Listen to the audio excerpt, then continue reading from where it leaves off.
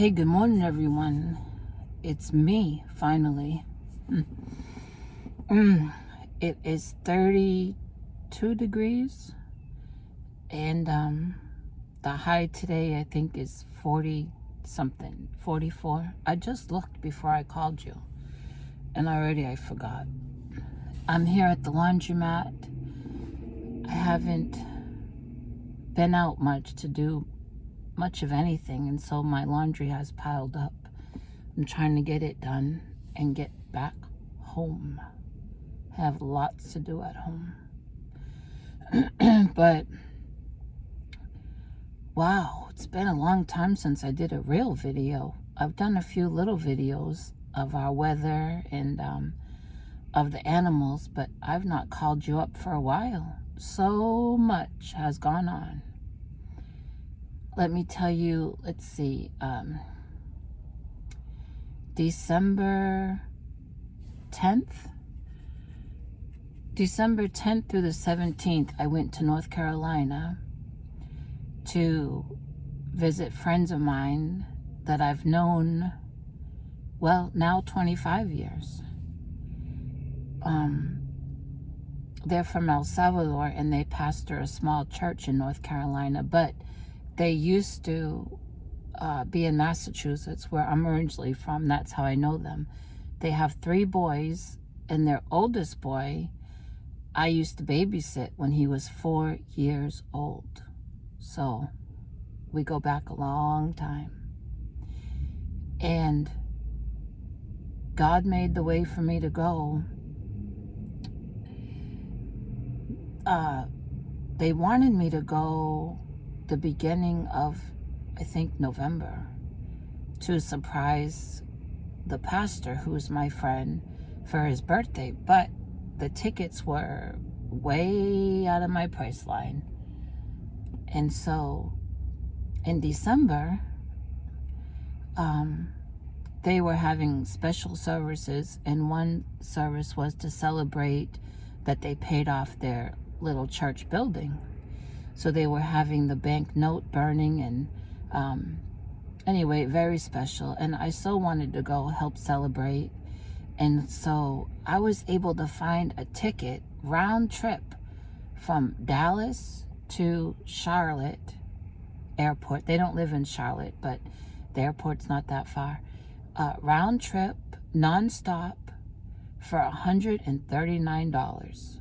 So I quick got it, and I went, and I saw them, and then I spent some time with friends in another part of North Carolina that I have known, I guess, just about 40 years. They're originally from back home too. And so our Marianne, the crotchety clogger, knew I was going, and she so wanted to meet up, at least to grab a quick coffee and just chat. But and I would have loved to, Marianne. But you know, when you're depending on others, you're at the mercy of others for a ride here and a ride there. My friends I've known for 40 years live in Matthews, North Carolina, which is closer to Charlotte than my other friends. And so the friends in Matthews picked me up at Charlotte, and we went for lunch, and then we met my friends that live in Winston-Salem. We met them halfway so that I could switch vehicles and go back to Winston-Salem with my friends from El Salvador. And then I spent most of my week with them. The day before I was to leave, we did the reverse. We met again halfway, and I jumped in the car of my friends from Matthews and spent all that day and all that night with them at their house, and all the next day with them. And then in the evening, they took me back to the airport. So there really was not a chance to meet up with Marianne. Let's see, and got to Charlotte airport early, which is fine with me. But then the plane was delayed an hour, which is also kind of okay, because I like to people watch and I like to talk to people. I stopped at McDonald's to get a hot coffee. And then when I finally landed in Dallas, a friend of mine that was supposed to pick me up, I had let him know that the delay and the time and everything. And he overslept. When I got to Dallas, I kept texting and calling and calling and calling, and no answer. So I had no choice. I was tired. I was not feeling very good when I got in the air from Charlotte to Dallas. This plane ride home really affected the brainstem disease, the Chiari, all that pressure in the air, the pressure in the plane. That's one reason why I've not been making videos. It took me maybe about, well, over 2 weeks, I guess, to recover. But anyway, my friend overslept. I had no choice but to call an Uber. I've never taken an Uber. Never. I had no choice. I had to get back home. I was not prepared for the Uber to cost me $93. Wouldn't you know, as soon as I got in the Uber car, and the driver was very nice, I just want to say that, then my friend called and apologized that he overslept and was still going to come. But I said, you know what? I'm already in the Uber car. I've already paid with my debit. I have to let him take me home.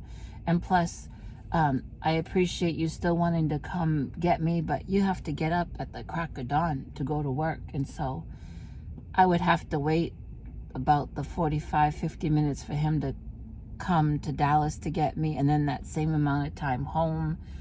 I just said, I'm just going home, but thank you. So, I mean, things happen, right? And so, and then I was down for days with awful migraine from the plane ride. The landing in Dallas was awful. I thought the plane went through the ground. The pilot, I don't know if they're able to warn us that it's going to be a rough landing, but there was no warning. And I was in the middle seat with one guy over here and one guy over there. And when we landed, I got jerked all around, my neck jerked around, and it really, really flared up the brainstem disease. Oh, those migraines. Then getting through that, I came down with a stomach bug. And lastly, been having trouble, I guess, with the asthma. And I think last week or the week before, I had a touch of bronchitis. Our weather has been crazy, like in so many places. And I think next week it's supposed to be down into the teens. What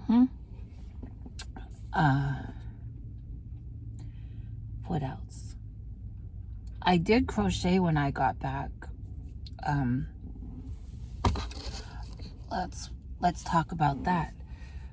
I got a package, and I mean it was jam-packed with squares, scrappy squares from a Laura. Thank you, Laura. And though my aim, or my what is the word? I'm having trouble with words. I was collecting squares, as you know, to put them together and make a blanket or 2 blankets at least to send to Marianne to get up to those Appalachian people. However, it's all changed on my part. And I let Laura know this. I told Laura that I could send her back all her squares next month when my check comes, or I can still put a blanket together and donate it someplace here locally. But I don't want to spend my time putting together the squares that Laura sent me, or the squares that I've made so far and squares that a friend of mine who's a subscriber locally had made and given me. I don't want to spend my time putting all those together for a blanket to send to Marianne. This is no fault of Marianne's. And then it just sit at her place because for now, donations are not being accepted to get up there because they've been blessed with so much stuff already. I think right now their biggest concern is propane and things like that. And so I don't want, these things sitting. And so Laura said I could just put the squares together and donate a blanket locally, or I could even make a blanket with those squares for the kitties around my place. Wasn't that nice of her? I also let my other friend, Donna, who's a local subscriber, know the same thing because before I left for North Carolina, I got one box, sent out to Marianne. And I had the other box ready to go for when I came back, which has hats and scarves that Donna made and donated. And also, there's 2 blankets that I needed to get packed up and sent. But I talked to Donna last week and let her know this. We don't want things just sitting at Marianne's or at my place. I don't have room for things to sit. And so I asked Donna, we can meet up and I can return her things or whatever. And so we've worked all that out. So, the big picture is when people make things to donate, that they get donated and they get used. Whether it is to Marianne or someplace here or wherever, Laura and Donna are fine with my administrative decision. And I'm sure Marianne will be, because, hey, eventually Marianne will run out of space, I think. And so now I have kept a few hats that I've made, not that I didn't make recently, that I've just had made in my car, and I've handed them out to, I can say one person was homeless. He was holding a sign that said he was homeless. And it was at an intersection in Plano, and I handed it through my car window to him. And then now I've done this all through the years, even back home, just in the wintertime, kept hats in my car to hand out to people that looked like they could use a nice warm hat. I've done it in the Walmart parking lot going into the store. And I saw a lady with 2 kids one time. And the wind was blowing. And I thought those kids are going to get ear infections. And I offered her those 2 hats for her kids. She was so happy. So happy. And so, hey, that counts as donating to where there's a need. And so that's what I'm doing. I want to lay out all of those squares that Laura sent, and I should do a video. I will do a video showing you all those. And let's see, the squares that Donna gave me and the squares that I've made. I got to see how many I have, and what we'll do with those. Donna, I forgot, also made a bunch of soap sacks with soap that I need to get back to her. I know that she does donate those to a place. It'll all work out. 14 minutes. Okay, moving right along. Let me tell you, if you've been with me for a while, or even since last year, you know the ordeal I went through with Aetna, which is a health insurance advantage plan. How misled I was by Aetna. Well, last fall, Medicare was calling around. It was time to enroll in your advantage plan and all that, and went downtown, and I did a video bragging about this health agent who's the office manager, and how I was over 2 hours with him. He called doctors. He verified they were going to be in this network called Humana, that my medicines would be covered and all the little perks. And so I enrolled in Humana, which kicked in January 1st. However, Humana and Baylor, all my doctors except for my eye doctor are Baylor doctors. Humana and Baylor have had a falling out, and all the doctors pulled out, which leaves me with no doctor except an eye doctor. Hallelujah, anyhow. What really upset me was I had to find it out on my own. Baylor let me down by not sending letters. Humana never called. The health agent never gave a courtesy call. When I questioned him about that, he told me, well, it happened overnight. They had, they made their decision December 31st, and your Humana kicked in on January 1st. That may be so, but he's involved with all those Advantage plans and Medicare. He had to have known, I'm pretty sure he had to have known that they were having issues, and he should have given me a courtesy call and gave me options, not leave me or anyone else without their doctors. So the end, let's see, last week I called them every day, and I started that the week before, one day calling, the squeaky wheel. And I have an appointment face-to-face with him January 21st, where he says it's possible that Humana and Baylor may have worked things out by then. And if not, we have to start all over again.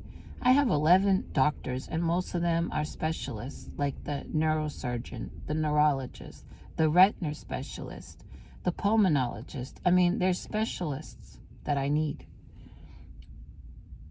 And if Baylor and Humana haven't worked things out by the 21st, he and I have to start all over again, looking at plans and calling all of the doctors to verify that they are in a network, and then go through all the medications to make sure that they're covered. God being my helper, I'll get through it, but it has been an ordeal. Let's just say an ordeal. The government is so misleading, and so been also dealing with that. Still got a few feral kitty cats around. I need to trap the last kitten and the mother. I heard again from the mother of the guy that took the last 3 kittens.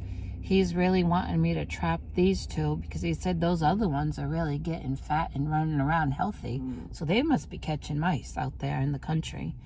And I just need to, set the trap and make sure someone's coming that same day to get them. That's the thing. And I've noticed another cat around, and then I saw 3 other little babies that haven't come around my place yet. So I hope that someone else on the land is feeding them. I'm having all I can do, but I'm doing my part. And of course there's Sadie and Monster I'm taking care of and loving, and then all my chickens and my goose. So no matter the weather, this is a responsibility that I've accepted. No matter the weather, I've got to get out there and feed them, crack frozen water so they have something to drink. Of course, we had all that snow, so they were able to eat snow and get some liquid. I really rather be here in my car talking to you than be in there, because my immune system is still low, and people are coughing and people are sneezing in there, and Now, I went to church yesterday morning. Excuse me. I felt well enough to go, And I was on the schedule to teach my class. And I hate to call a teacher like last minute and say, could you cover for me? I mean, any of them would, and I've done that for others, but I really don't like to do that. So I went and taught my class, and I taught on forgiveness. But I didn't make it back for the evening service. I was just having so much trouble with the asthma that my lungs were really hurting. And then last Sunday, I missed church morning and night, and excuse me, last Sunday evening I really hated to miss, but I could not get out in the weather, and it was our communion and foot washing service, which I love. It's so special, and I hated to miss that, but sometimes. And so let's see, I think, you know what, I think I covered everything. I am so behind on so much, so please excuse me. I'm behind on my daily things, my chores. Look I'm here at the laundromat. I haven't been for a while. I'm behind on my laundry. And you may think, oh, well, laundry's not a big issue. It is for me because, number one, I don't have many clothes. Number two, I live in a small space, so things pile up. I have to use my car as a hamper. I mean, I put things in laundry baskets and laundry bag and put it in my car. And also, I'm just behind on cleaning that I need to get done. And so I'm really behind on people's videos, and I don't think I will backtrack to catch up. I'll just have to start off new, watching you. And I'm behind on making my own videos. So 2025 has already been a trial, but God's grace is sufficient, and God's still on the throne, and all of this is going to work out. So I need to get back in there and put things now in the dryer, and I'll talk to you later.